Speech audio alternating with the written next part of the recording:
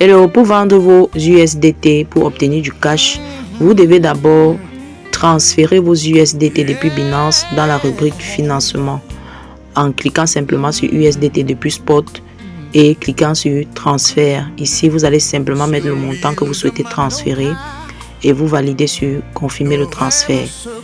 Une fois que le transfert est effectué dans la rubrique financement, désormais, il est possible pour vous de pouvoir procéder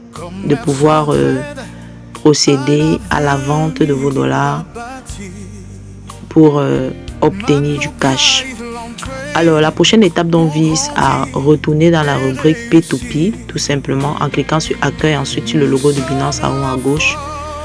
Plus de services, si vous ne voyez pas la rubrique P2P directement, vous descendez donc après avoir cliqué sur Plus de services, vous cherchez la rubrique P2P et vous cliquez tout simplement pour accéder à l'interface. Alors, une fois que vous êtes dans l'interface, la première chose à faire est de vous rassurer que en haut à droite, c'est votre devise, locale qui est bel et bien représentée. Ici, cette vidéo est faite depuis le Cameroun et donc nous sommes dans la zone ZAF. Pour ceux qui sont en Afrique de l'Ouest, la zone ZOF. Ceux qui sont en Europe, c'est Euro. Ceux qui sont en RDC, c'est CDF. Ensuite, vous cliquez donc sur Vendre. Vous devez donc choisir l'opérateur qui accepte non seulement votre mode de paiement, mais aussi vous regardez au niveau des limites. Vous verrez la limite des transactions. Alors moi, je vais faire la transaction par MTN. Je choisis donc l'opérateur qui accepte MTN et qui prend au moins à partir de 1500 francs. Alors, je vais donc mettre le nombre de dollars que je souhaite vendre et je clique sur Passer un ordre. Après avoir cliqué sur Passer un ordre, je serai dirigé sur cette page où on m'invitera à cliquer sur le chat en haut à droite. Alors ici, sur le chat, je lis les informations qui ont été déposées par l'opérateur qui voudrait acheter. Il dit de déposer le numéro de téléphone et le nom aussi. Quand vous laissez votre numéro de téléphone, vous mettez également le nom. Et vous devez vous rassurer que ce n'est pas la flotte. Du moins, lisez les informations nécessaires.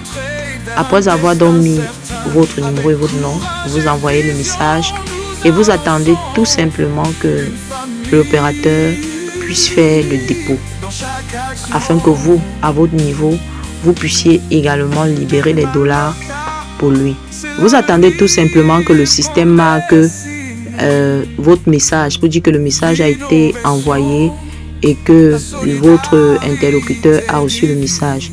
Alors, après que le message soit coché en dessous, vous allez simplement attendre que le paiement soit fait puisqu'il a reçu les informations.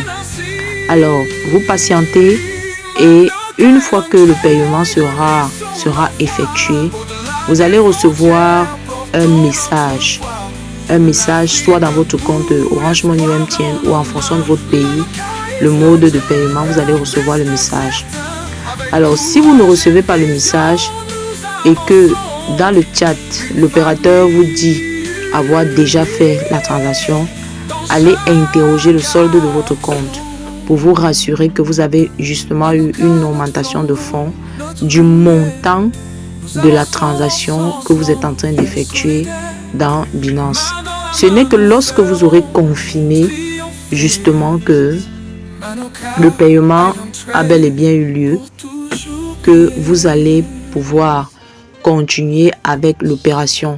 Cette fois-là, dans l'optique de valider la transaction de l'opérateur.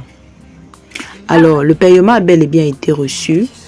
Maintenant, nous pouvons continuer la transaction. Lorsque le paiement est effectué et que le marchand a marqué de son côté, Binance vous envoie un petit message en disant que la personne a fait le dépôt. Vous cliquez sur paiement reçu, ensuite sur paiement reçu encore.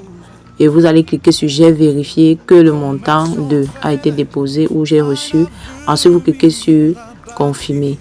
Après avoir cliqué sur confirmer, Binance va vous inviter à mettre un code de sécurité. Le code de sécurité va dépendre maintenant de votre niveau de sécurité dans Binance. Ça peut être un Google Authenticator, ça peut être un code d'accès, ça peut être un code email. Du moins, vous renseignez le code en fonction de votre méthode de sécurité et vous validez tout simplement. Or, lorsque vous avez mis le code et que vous avez envoyé, c'est terminé. La transaction a bel et bien été validée des deux côtés. L'opérateur a reçu ses dollars et vous avez reçu de l'argent et tout est terminé.